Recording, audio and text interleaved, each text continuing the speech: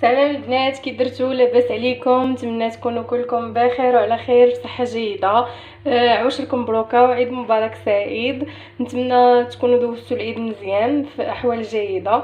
المهم اليوم ان شاء الله مع واحد الوصفه ديال الشعر الجاف اللي صراحه كيتضرر في هذا الوقيته سيرتو ديال هاد الحراره اللي كتكون على برا.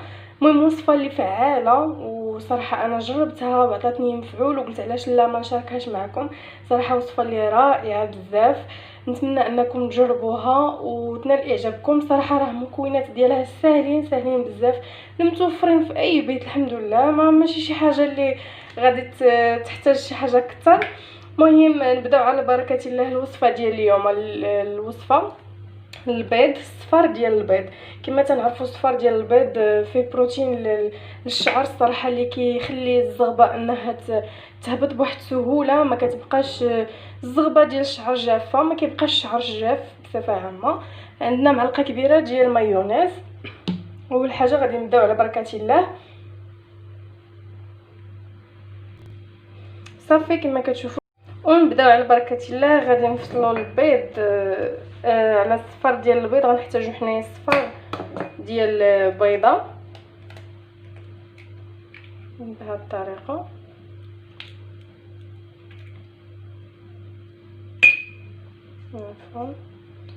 هانتوما كما كتشوفوا وندير هكا. صافي هذا راه كنخليوه. الصراحه انا كندير به ماسك للوجه بالحق ماشي بوحدو، معاه مكون اخر حتى نعاود نشاركو معكم ان شاء الله في فيديو اخر وندير عليه فيديو خاص ليه هو. المهم هانتوما معايا. صافي من بعد ما درنا الصفار صافي هانتوما كتشوفوا هذه معلقه صغيره الاولى على حسب الشعر، الكميه ديال الشعر واش طويل او لا. صراحه مايونيز راه زوينه البنات للشعر. هذه راه معلقه ثانيه. صافي نحاول انني نحرك المكونات مزيان حتى كيولي عندنا على شكل كريمه كما كتشوفوا. نحاول انني نطرب. ديك الساعه كنديروا كما قلت لكم، كنحاول انني نحرك هذا الخليط هكا. هانتوما كما كتشوفوا كيجينا على شكل ديال الكريمه. صافي وكنبقاو كنحركو مزيان بهذه الطريقه. صراحه وصفه اللي انا جربتها، وبالنسبه اللي عندها شعرها طويل بزاف راه ممكن انها تضاعف المكونات. هانتوما كما كتشوفوا.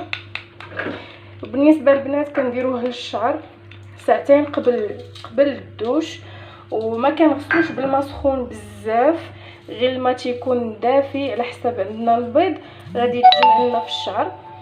صافي كنديروا الماء ما تيكونش سخون كما قلت لكم، غير الماء دافي، وكنغسلوا شعرنا عادي بشامبوان ديالنا. وصراحه الوصفه اللي زوينه بزاف، وانا كنجربها شحال مره، وسيرتو في هذا الوقيته ديال كيكون الصيف الشعر عندنا كينشف. صافي المهم نتمنى الوصفه ديال اليوم انها تعجبكم، وشكرا بزاف على المتابعه ديال الفيديو. وما تنساوش ابوني ولايك باش ديما يوصلكم الجديد. وسمحوا لي على الغيبه، راكم عارفين غير ظروف خاصه. وصافي شكرا بزاف على المتابعه، وبسلامه عليكم وتهلاو في راسكم. باي باي.